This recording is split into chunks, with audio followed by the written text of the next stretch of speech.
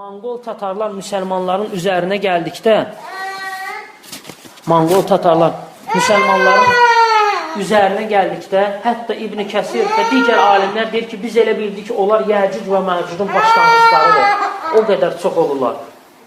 O qədər çox olurlar. Bağdada girirlər.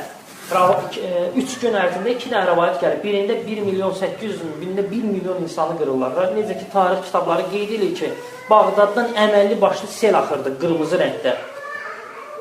O qədər insanı tələf edirlər. Necə ki, Şeyxülislam Minhəc-i Sünnə kitabında buyurur. O qədər insanı məhv edirlər, o qədər güclü olurlar, o qədər çox olurlar. Şeyxülislam İbn Teymiyyə Misrə gedir, ordu yığır. Ordu da çox az olur və zəif olur. Ordu vuruşmaq istəmir. İbn Abdülvar var, İbn Abdülvar kitab yazıb, orada qeyd edir. Buyurur ki, Şeyxülislam İbn Teymiyyə ilk gündən müsəlmanları xəndək döyüşü ilə həvəsləndirir ki, bütün döyüş başlamamışdan müsəlmanlar ruhdan düşdükdə deyirdi ki, xəndək döyüşünüzü yadınıza salın. Peyğəmbər sallallahu aleyhi və sələm sahabələri az idi. Düşməndən qat-qat zəif idilər, amma Allah Taala məhv edir onları. Ta döyüş başlayana qədər, döyüş meydanına gələnə qədər xəndək döyüşü ilə onları ruhlandırır. Müsəlmanlar qorxularından vuruşmaq istəmirlər. O qədər çox olurlar ki, Monqol tatarlar. Təsəvvür edin, əgər alimlər onu Yəcuc və Məcuca bənzədiblərsə, tayfalarına, görün onlar nə qədər olurlar. Gəlirlər, döyüş başlamır.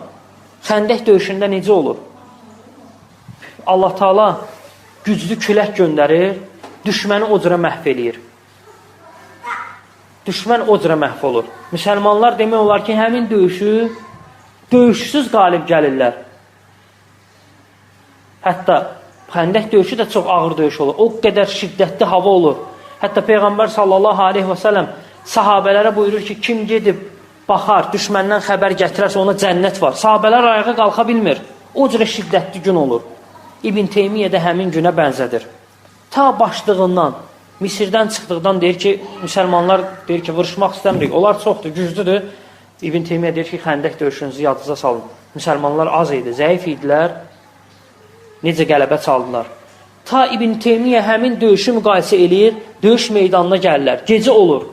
Xəndək döyüşündə Allah Taala müsəlmanlara necə qələbə çaldırır. Düşməni küləklə məhv eləyir. Tufanla məhv eləyir. İbn Teymiyyənin qoşunu müsəlmanlar bir tərəfdə olurlar, o biri tərəfdə də Monqol tatarların döyüşü olur. Subhanallah, kəramətə baxın ki, İbn Teymiyyə əvvəlcədən onlara dində möhkəm olmağı, Peyğəmbər sallallahu aleyhi və səlləmin sahabələri kimi olmağı müqayisə eləyirdi. Ki, xəndək döyüşünü müqayisə eləyirdi. Nəticə də eyni olur. Allah Taala eyni nəticəni onlara verir. Monqol tatarları tufan göndərib məhv eləyir. Necə ki, İbn Teymiyyə onları xəndək döyüşü ilə müqayisə eləyirdi. Xəndək döyüşündə eyni nəticə olur. İbn Teymiyyə də o nəticə ilə qələbə çalır. Ona görə nə ordu az olur, ordu qat-qat az olur. Silahları zəif olur, müsəlmanlar hazırlıqsız olurlar. Onunla belə baxın, nəyin sayəsində qələbə çalırlar? İzzətin sayəsində qələbə çalırlar. Ona görə müsəlmanlar öz dini ilə izzətlidir. Öz dini yaşamaqları ilə izzətlidir. İxlasla.com saytı tərəfindən təqdim olundu.